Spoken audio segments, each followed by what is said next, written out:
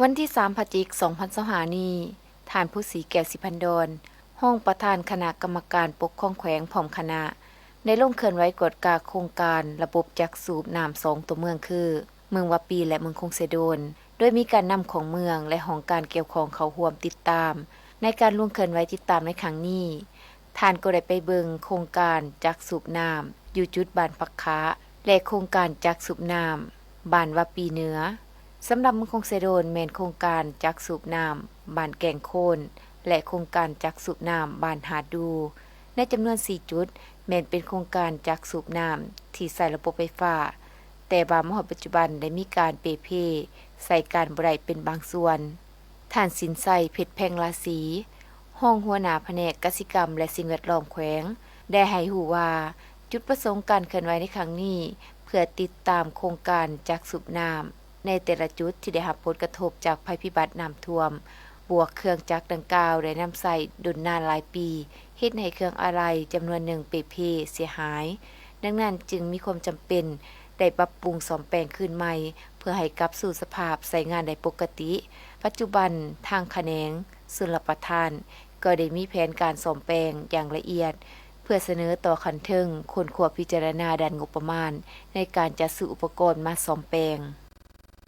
เพื่อเป็นการหังหากระเกียมให้แก่การผลิตรุนแรงแข้งพวกเฮาก็ได้ซุ้มใส่โดยเฉพาะเป็นการซ่อมแปลงระบบชลประทานที่มีแล้วและในตัวแข้งพวกเฮานี่ก็มีระบบชลประทานที่เป็นภายน้ำล้นขนาดใหญ่ก็มี2โครงการสามารถสนองน้ำได้ประมาณอยู่เกือบ 3,000 กว่าเฮกตาร์เนาะนอกจากนั้นก็มีจักสูบน้ำโดยไฟฟ้าประมาณ53กว่าแห่งการลงมากันไว้สนี้ก็แม่นได้สูงโยงให้ทั้งของการเกษตรกรรมและสิ่งแวดล้อมเมืองสมทบกับองค์การปกครองบ้านเพื่อลงกวดกล้าขึ้นบรรดาโครงการจักสูบน้ำที่เปเพและเพื่อกระเกียมให้แก่การผลิตโดยรุนแรงเนาะสันการเคลื่อนไหวในเทอนี้พวกเขาก็ลงมาเบิ่งมี4จุดเนาะสันอยู่เมืองวะปีกับมี2จุดคือ1แหละแม่นโครงการบ้านพะคะ2แหละแม่นโครงการบ้านวะปีเหนือและส่วนอยู่เมืองคงสิโดนก็มี2โครงการก็มีโครงการบ้านแก่งโคนและก็โครงการบ้านหาดดูเนาะทั้งหมดนี่ก็แม่นเป็นล้วนแล้วแต่เป็นโครงการชลประทานจักสูบน้ำโดยไฟฟ้าแหละการเคลื่อนไหวติดตามในแต่ละจุด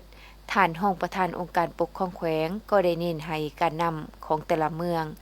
กลุ่มการผลิตก็คือพ่อแม่ประชาชนให้สืบต่อเอาใจใส่กระบวนการผลิตโดยเฉพาะเป็นการปลูกข้าวปลูกพืชประเภทต่างๆปลูกให้หลายกลายเป็นสินค้าเป็นการพัฒนากสิกรรมและสิ่งแวดล้อมติดพันกับการจัดตั้งปฏิบัติแผนดำเนินงานวาระแห่งชาติเพื่อแก้ไขความยุ่งยากทางด้านเศรษฐกิจการเงินและการสมอยู่ส่งเสริมเศรษฐกิจเป็นเจ้าตนเองถ้าหากมีการซ่อมแปลงสำเร็จจะเป็นตาแห่งหนึ่งให้แก่พ่อแม่ประชาชนได้ทำการผลิตในฤดูแล้งจะสามารถทดเนื้อที่ประมาณ